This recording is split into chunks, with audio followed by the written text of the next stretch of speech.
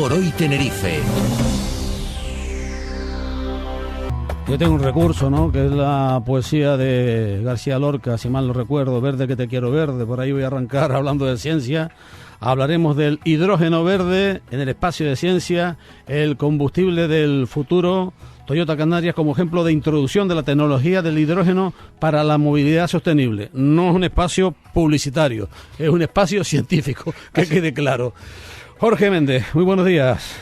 Buenos días, Juan Carlos, buenos días a la audiencia. Bueno, pues tenemos hoy que hablar de la energía en la que están puestas tantas expectativas, ¿no? Pues sí, vamos a hablar de hidrógeno verde. Efectivamente, como dices, tendremos invitados de lujo tanto aquí en el plató como por teléfono. Ahora te los presento. Pero efectivamente, como se trata de un programa de ciencia, de divulgación de ciencia, yo voy a empezar, si me permiten los invitados, voy a robarles unos minutos porque creo que es importante esto, poner en contexto. Además, voy a recoger un guante que lanzaste tú hace unos días, que no sé si te acordarás. Hablaste de Julio Verne. ¿Te acuerdas de Julio Verne? Sí, hombre. Pues mira lo que tengo aquí delante. Tienes la isla misteriosa. La isla misteriosa, atención, 1875, ¿vale? No había aparecido ni siquiera todavía el petróleo ni la gasolina. Sí. Nos movíamos con máquinas de vapor. Bueno, pues ¿sabes lo que decía Julio Verne en 1875? Hay un capítulo que se llama El combustible del porvenir, y hay una discusión entre dos protagonistas de la obra, y le dice uno al otro, ¿qué quemaremos cuando se acabe el carbón? Y le responden, pues agua. Agua descompuesta en sus componentes fundamentales por la electricidad. Creo, amigos míos, que algún día el hidrógeno que constituye el agua será una fuente de luz y calor inagotable. El agua es el carbón del futuro, por lo tanto no hay nada que temer. 1875. Perdón que lo diga de manera tan vulgar. Qué pedazo de tío. Qué pedazo de tío, ¿no? Por no hablar de que describió perfectamente, con detalles científicos, estos libros... Viaje al centro de la Tierra. No, pero bueno, el viaje al centro de la Tierra, pero sobre todo el viaje a la Luna, también describió exactamente. Y al final de la entrevista, si me da tiempo, te voy a mostrar una que seguro que no conoces y vas a flipar, como se suele decir. Por cierto, y ya termino, hay una obra inédita de él que se publicó póstumamente, que se llamaba París siglo XX. Él fantaseaba con el París de los 1980, y ¿sabes qué decía? Decía, está escrita en 1860, y decía, en el futuro los comercios serán grandes como catedrales y lujosos como palacios, y nos comunicaremos con un telégrafo sin hilos que nos permitirá estar conectados en todas partes. Nada más. Miedo da. Dicho esto... como aquello de la bruja en Galicia, a ver las ailas, ¿no? Dicho esto, si este hombre ya estaba vaticinando el hidrógeno verde, hoy vamos a hablar de eso. Entonces tenemos, si te parece, vamos a presentar primero a los invitados, que son de lujo. Por supuesto. Porque representan, yo creo, a una empresa pionera en Canarias en introducir, en apostar fuertemente por esta tecnología. Tenemos en el estudio a Félix Miguel, que es ingeniero técnico de Toyota Canarias. Buenos días, Félix. Buenos días, bienvenido, buenos días. Muchas gracias por invitarme. Y por teléfono tenemos nada más y nada menos que al director general, al CEO de Toyota Canarias, que nos atiende desde Gran Canaria, Ismael Alemán. Ismael, buenos días. Muy buenos días, señor Alemán. Hola, buenos días. Buenos días, Ismael. Bueno, pues vamos a empezar, si te parece, yo voy repartiendo el juego, si te parece. Vamos a empezar primero por Félix, porque voy a hacer una pregunta un poquito más, no sé, técnica, para explicarle a la gente cómo funciona exactamente un vehículo de hidrógeno, con esa palabra técnica que tenemos que irnos acostumbrando ya, Juan Carlos, porque está claro que va a ser el futuro, que es lo que se llama pila de combustible, o en inglés fuel cell, ¿no? Es un poco diferente, o sea, al final es un vehículo eléctrico igual, pero quiero que explique un poco cómo funciona eso, como decía Julio Verne, cómo sacamos el hidrógeno del agua y cómo camina ese coche de pila de combustible. Félix, ¿lo puedes explicar? Vale, pues voy a hacer un poco resumido todo, pero bastante conciso. Realmente un vehículo de pila de combustible, como tú lo has dicho, también llamado de célula de combustible, es un vehículo que tiene este aparato que a partir del hidrógeno produce electricidad. O sea, es un coche, sí, tiene un motor eléctrico, es un coche eléctrico, pero no necesita enchufarse porque él mismo produce la electricidad que consume.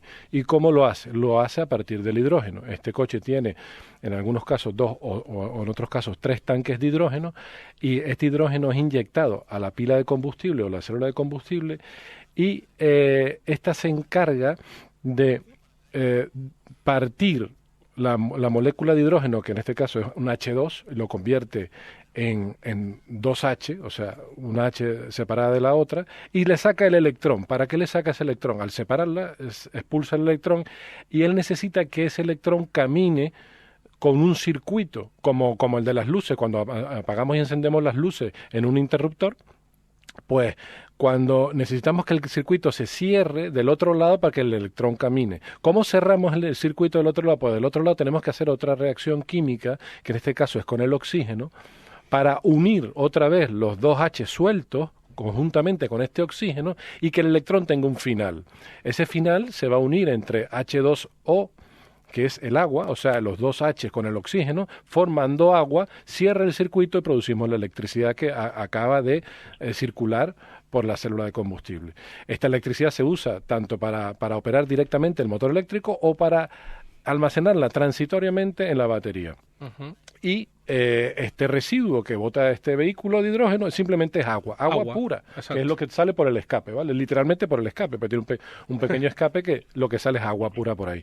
Entonces, otra cosa a tener en cuenta es que es un coche que no necesita enchufarse enchufarse a la red eléctrica para cargar la batería, porque su autonomía no depende de la electricidad de una batería.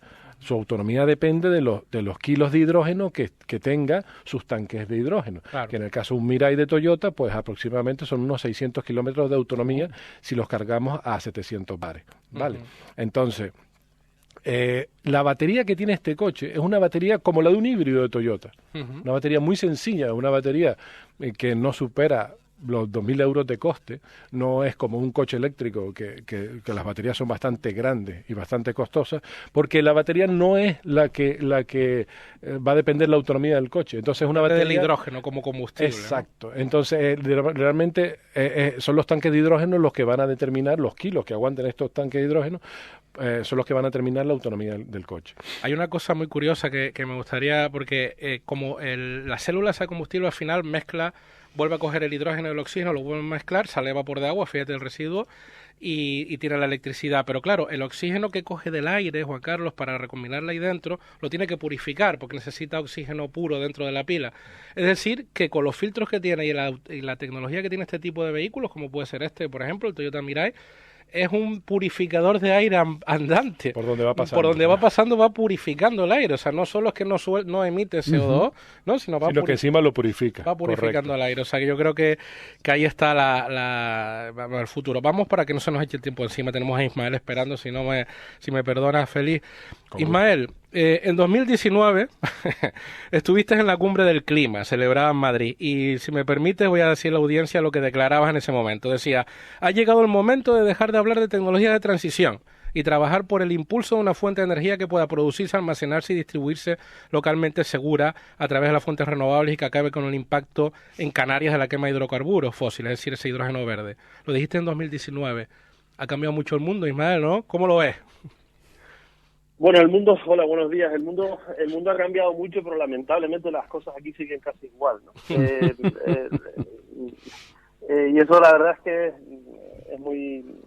Antes, escuchando ahora a Félix, yo creo que mucha gente habrá sentido lo que sentí la primera vez que escuché esto, ¿no? La posibilidad de que con agua tengamos un combustible, lo que nos haría ser totalmente independientes y autónomos energéticamente, suena a utopía, y no es tan utopía, es real, ¿no? Y es una pena que esta realidad, que a la vez es utópica y a la vez viene de tantos años antes, porque hablamos del combustible del futuro, pero tú has dado una cita que dice que no es el combustible del futuro. La tecnología ahora permite que sea un combustible muchísimo más fácil de producir, pero esto es una idea muy vieja, ¿no? Claro. Al final de lo que se trata es de que se pongan los medios para que esto llegue aquí. Lamentablemente en Canarias seguimos quemando fuel oil a troche y moche, mientras intentamos legislar un cambio estructural que lamentablemente por ley los cambios estructurales no se han dado nunca en la historia, ¿no? Entonces es una pena que las palabras del año 19 pues sigan siendo válidas hoy y no ha habido ningún avance pues prácticamente en 4 años, ¿no? Uh-huh. Una pregunta, perdón, los oyentes, ¿no? Dice, ¿y qué pasa con el agua si es un bien escaso? ¿Se puede usar el agua del mar? Me imagino proceso de depuración del agua, ¿no? ¿Para obtener el hidrógeno o para...? Sí, como fuente, hombre, eso sería Sería otro paso en la tecnología, poder usar como fuente de agua hidrólisis. Estamos subiendo la nota empezando el curso. No, por supuesto. O sea, de todas maneras, el agua es un bien renovable, entonces no tienes un problema de que llegue un momento que se acabe. Ya. No, claro, el agua que vas obteniendo lo puedes volver a meter en el ciclo. O sea, yo, para que te hagas una idea, Juan Carlos, yo tengo para mis alumnos un coche de demostración de hidrógeno que yo la llené de agua una vez y se divide, se vuelve a recombinar, y lleva funcionando con un vasito de agua hace años, ¿no? Ya. Pero bueno, la idea es, como dices, tener la fuente. No es la única manera de obtener hidrógeno, hay muchísimas maneras. Claro, esa es la idea, que sea hidrógeno verde por muchas tecnologías. Pero entonces, Ismael, me quedé con tu idea, o sea, que ves negro, nunca mejor dicho, no verde, el presente del hidrógeno en Canarias, parece. Pero ¿cómo ves el futuro inmediato? ¿Tú crees que seremos capaces en esta década de verdad dar el impulso al hidrógeno como alternativa real a los combustibles? Ya no hablo de coches. ¿Por qué no las guaguas? ¿Por qué no el transporte marítimo? El transporte marítimo en Canarias, aéreo, también puede ser una introducción, ¿no? Ya existen, Airbus ya tiene turbinas de hidrógeno, ya hay trenes en Alemania funcionando con hidrógeno, hay barcos en los países nórdicos funcionando con hidrógeno, ferries. Esto es una realidad, o sea, en la realidad, pero es que esa misma realidad nos chocamos con que hace 2 años hay unos coches aquí que no se pueden utilizar porque no hay hidrogeneras en Canarias, y es tremendo que no lo haya. Claro. Nos encontramos con que hay un proyecto interesantísimo en el que en que estamos todos los sectores involucrados, incluso el turismo, porque los hoteles queman también mucho gas y tienen mucho consumo energético. Claro. Todo el tema turístico, el tema de transporte terrestre, el transporte entre islas es fundamental para nosotros. Todo eso estamos unidos en un clúster para presentar proyectos para Europa, y casualmente pues a Canarias no le dan dinero, le dan a otras regiones, a Asturias, Andalucía, a Canarias no le dan. Entonces yo creo que está muy bien, todo esto está muy bien, pero es que hay que reclamar desde todos los ámbitos, también desde el científico, que para estar a la vanguardia hay que hacer inversiones, ¿no? Y no solo hablar. Y eso es algo que nosotros intentamos poner sobre la mesa, porque lamentablemente la tecnología existe, lamentablemente no vamos a ser pioneros. Baleares va a ser el auténtico pionero en el hidrógeno, el uso del hidrógeno en España, y lo va a vender como un elemento de atractivo turístico. Exacto. Aquí se entrelazan muchas cosas, pero es que hay que decirlo bien claro y alto, ¿no? Necesitamos un impulso igual que están teniendo otras regiones, y eso tiene mucho que ver con que se desarrollen tecnologías aquí, ¿no? Porque si no, evidentemente, son tecnologías que todavía, desde el punto de vista eficiente y desde el punto de vista de rentabilidad, pues no lo son, ¿no? Claro, y que el concepto de sostenibilidad tan ligado ahora al turismo, a tantas cosas, pues se convierta en realidad, sí. no Claro, en una palabra, ¿no? Hay un oyente que pregunta, claro, claro, la gente va a lo práctico ya, ¿no? Claro. Hola, ¿se podrá poner a los coches de gasolina? Me imagino que está preguntando que reconvertir el vehículo. No, me imagino que imposible. no. Pero sí, Toyota ya está aprobando coches, sobre todo coches de competición, que son motores de combustión interna, que el combustible es hidrógeno. Esto es una realidad, ya existe y funciona.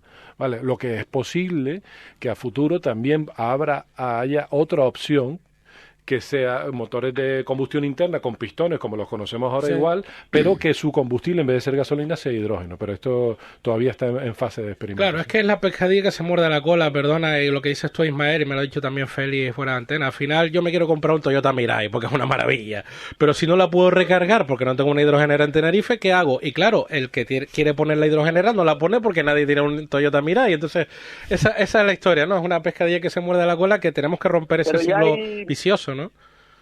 Dime. Ya hay países, sobre todo el norte de Europa, Alemania, países nórdicos, donde existe una red ya de hidrogeneras, hidrolineras, y donde hay muchos coches de hidrógeno en funcionamiento, te digo, trenes. O sea, es que estamos hablando como algo de futuro, pero yo quiero recalcar que es algo de presente. Por supuesto. Lo que nos estamos quedando en el pasado somos nosotros. Exacto. O sea, es que es que el concepto es distinto, no este rollo de que nos están vendiendo, de que es que en el 2050, no, mire usted, olvídese de 2050, es que ya esto existe, ¿no? No me venda la moto, ¿no? No, por supuesto. No me venda la moto de hidrógeno, ¿no? Claro, además, Ismael, es que estamos cansados de la típica palabra denostada, pero es que es verdad, somos un laboratorio natural perfecto. O sea, aquí podemos meter el hidrógeno porque tenemos desde barcos, transporte aéreo, fundamental, turismo, trenes. Ahora que se está hablando de poner trenes, pues ahora esos trenes funcionen con hidrógeno. No creo que estén pensando en poner trenes de fuel, ¿no? Que me explicó el tema de hidrógeno, la persona que me explicó el tema de hidrógeno en Toyota me dijo que nosotros teníamos la potencialidad de ser el Arabia Saudí del hidrógeno. Lo tenemos todo para producir hidrógeno, porque el hidrógeno no solo lo podemos producir para usarlo, también lo podemos vender. Claro. Porque seguramente en Albacete va a ser muy complicado producir hidrógeno. Claro. Pero es que aquí lo podemos vender, o en el centro de Europa, donde no tienen sol, donde no tienen agua. O sea, Claro. al final, la cuestión es que hay que verlo como una oportunidad para Canarias, ya no solo de autonomía energética, sino de producción de un combustible que es transportable, es almacenable, es que es un combustible como otro cualquiera, ¿no?